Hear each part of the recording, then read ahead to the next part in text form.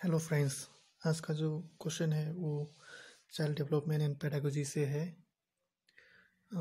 आज भी हम लोग 5 क्वेश्चंस सॉल्व कर देगा। जो वेरी फर्स्ट क्वेश्चन है, मतलब क्वेश्चन नंबर 1 ऐसा आया था, बोला है कि which of the following factor does not contribute to the teaching learning process in the classroom। ये हमें 4 ऑप्शन है, इसमें से कौन सा फैक्टर है जो टीचिंग लर्निंग प्रोसेस में कुछ नहीं देता है, मतलब सीखने से कुछ नहीं देता है। ऑप्शन ए है socio economic background of student. Option B classroom activities that encourages learning. Option C learning through experience. Option D teachers knowledge. ये 4 ऑप्शन से जो socio economic background of student है ये कुछ अलग सा है। ये तीनों जो है, मतलब बी सी एंड डी, ये तो टीचिंग लर्निंग प्रोसेस में कंट्रीब्यूट समथिंग, बिकॉज मतलब जो classroom activities that encourages learning, classroom का जो भी एक्टिविटी होता है वो सीखने से हम लोगों को इनकरेज करता है। और लर्निंग थ्रू एक्सपीरियंस से भी ये भी टीचिंग लर्निंग प्रोसेस में कंट्रीब्यूट करता है।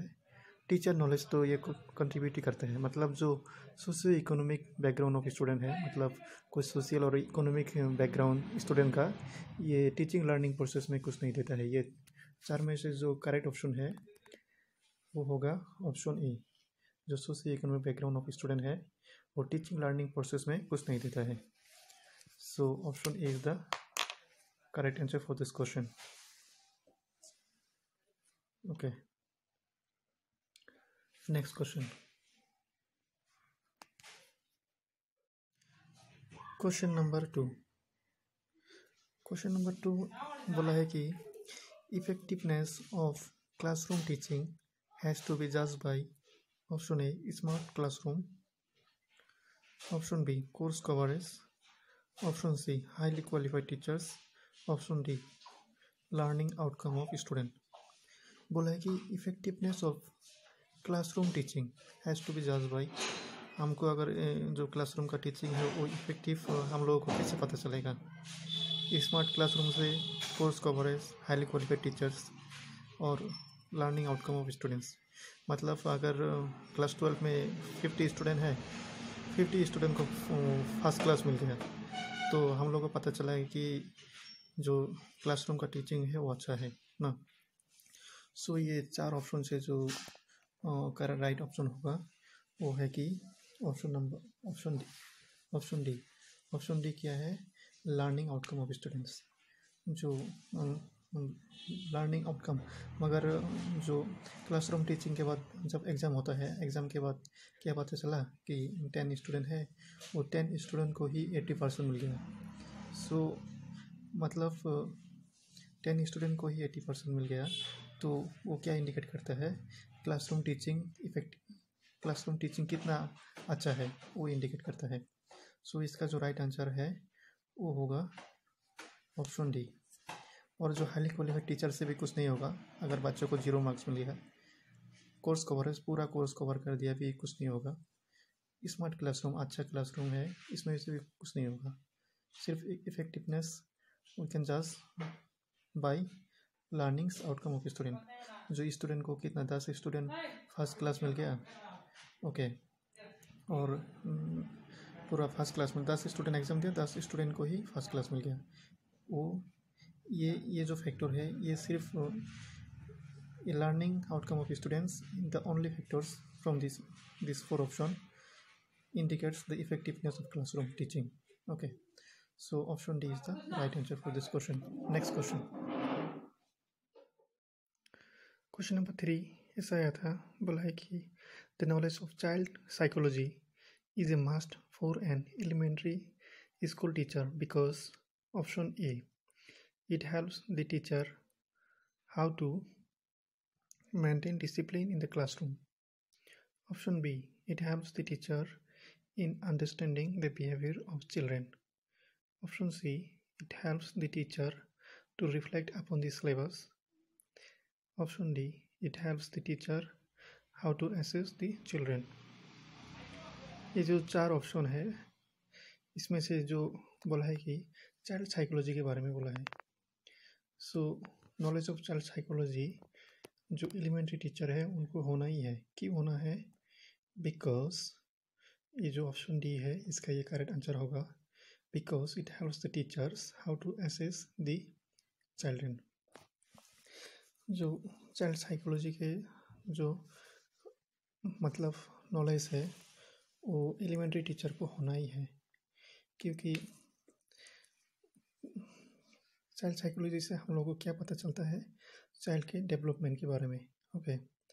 और चाइल्ड के डेवलपमेंट हम लोग को कैसे पता चलेगा? क्योंकि डेवलपमेंट बहुत सारा आगे होता है. ओके. फिजिकल्स डेवलपमेंट है, कोग्निटिव डेवलपमेंट है, एजुकेशनल डेवलपमेंट. सो ये टीचर को क्या हेल्प करते हैं चाइल्ड साइकोलॉजी? ये हेल्प करता है कि उनको एसेस करे, मतलब उनको डिटरमाइन कर सके, इवैल्यूएट कर सके चिल्ड्रन को. मतलब एक तो स्टूडेंट है, उनको देख करके टीचर्स उनका अंदर में क्या कमी है वो देख करके वो रिशेप कर सके. मतलब चाइल्ड के जो डेवलपमेंट है उनके बारे में सोच सके, मतलब वो जजमेंट कर सके. ओके. उसके बाद कंक्लूशन भी कर सके क्या किया हमको ये बच्चे के बारे में करना है. Okay. So it helps the teachers how to assess the children, how to determine the childrens और how to evaluate the childrens. ये जो चाइल्ड साइकोलॉजी है वो टीचर को ये हेल्प करता है. ओके. चाइल्ड साइकोलॉजी पढ़ने से, चाइल्ड साइकोलॉजी नॉलेज टीचर को, एलिमेंट्री टीचर को होने से क्या होगा? वो एलिमेंट्री टीचर्स बच्चों को डिटरमाइन कर सकेगा और बच्चों को इवैल्यूएट कर सकेगा. बच्चों को इवैल्यूएट करने के बाद उनको रिशेप, एजुकेशनल मतलब वो रिशेप कर सकेगा. ये बच्चे के अंदर में क्या कमती है, ऐसे ही वो उनको रिशेप कर सकेगा. ओके. समझ गए ना? सो इसका जो आंसर है वो होगा option D. Option D is the right answer for this question. It helps the teachers how to assess the children. Okay. Next question. Question 4 ऐसा आया था, बोला है कि students achievement mainly depends on option A good study material, option B parents involvement, option C effective teaching learning process in the classroom, option D private tuition. मतलब बोला है कि स्टूडेंट का जो अचीवमेंट है, ओके, स्टूडेंट जो achieve किया है वो कैसे डिपेंड करता है? गुड स्टडी मटेरियल के ऊपर में डिपेंड करता है, पेरेंट्स का जो इन्वॉल्वमेंट है उसके ऊपर डिपेंड करता है, और क्या प्राइवेट ट्यूशन के ऊपर डिपेंड करता है चाइल्ड का अचीवमेंट? अगर मान लो कि किसी स्टूडेंट को 90% मिल गया, सो ये 90% किसके ऊपर में डिपेंड करेगा? गुड स्टडी मटेरियल के ऊपर में, क्या टीचर की ये पेरेंट्स के इन्वॉल्वमेंट में, या प्राइवेट ट्यूशन में डिपेंड करेगा? बोलो. जो स्टूडेंट का अचीवमेंट है, ओके, वो सिर्फ डिपेंड करेगा effective teaching learning process in the classroom.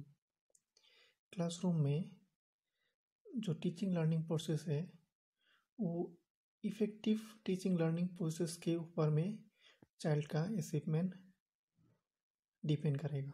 Okay. Mainly बोला है ना, उसका ऊपर में डिपेंड करेगा. ओके.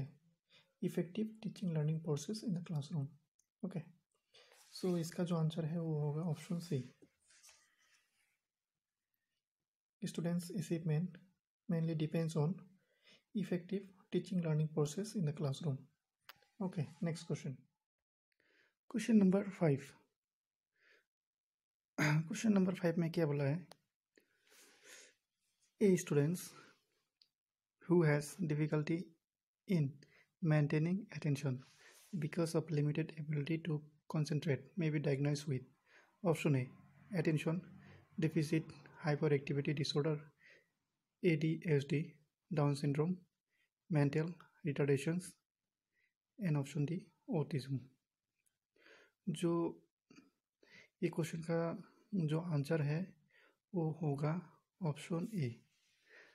मतलब जो ADHD है वो होने से जो स्टूडेंट को जो भी है उसको क्या होता है, difficult in maintaining attention maintain करने के लिए उन लोग डिफ़िकल्ट होता है और अनएबल टू कंसंट्रेट, ओके, वो दिखाई देता है, ओके। और डाउन सिंड्रोम है जेनेटिक डिसऑर्डर, उसको ट्रिसोमी 21 कहते हैं, जो ह्यूमन जो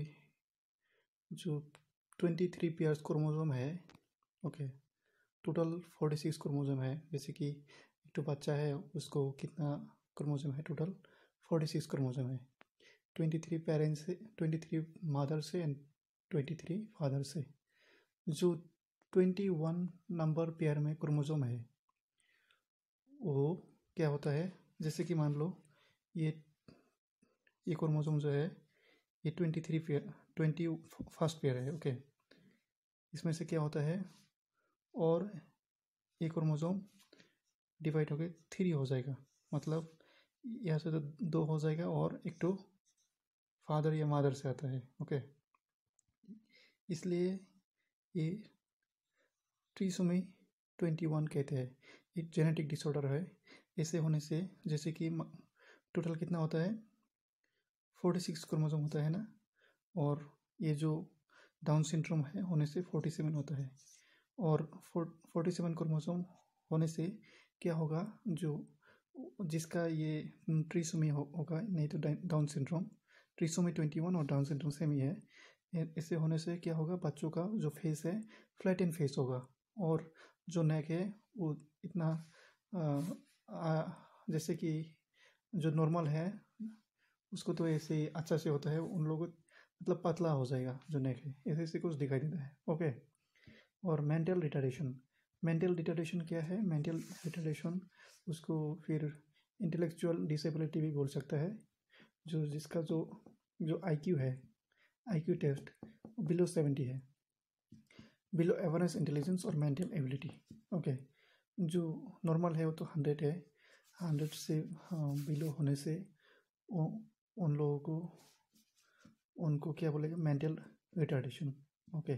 जैसे कि उन lack of intelligence, below average intelligence जो है वो बिलो होता है, होने से कुछ दिखाई देगा, जैसे कि unable to solve the problems and ऐसे कुछ दिखाई देगा, ओके। एंड जो ऑटिज्म है वो है serious developmental disorder that impairs the ability to communicate and interact। जैसे कि जो बच्चा है, मान लो कि वो अनएबल टू कम्युनिकेट कर सकता है, मतलब जो कम्युनिकेशन में वीक है, ओके। ये ऑटिज्म होने से बच्चा का क्या होगा, जैसे कि unable to communicate, unable to interact, इसे हो जाएगा, ओके। जो इसका जो हमने बोल दिया है, इसका जो राइट आंसर है वो होगा ऑप्शन ए। जो अटेंशन मेंटेन करने के लिए दिक्कत होता है, जो कंसंट्रेट करने के लिए दिक्कत होता है, उसको क्या होता है, ADHD, मतलब attention deficit hyper activity disorder, okay. So option A is the right answer for this question. So thank you for watching. Next video में हम फिर 5 क्वेश्चन ऐसे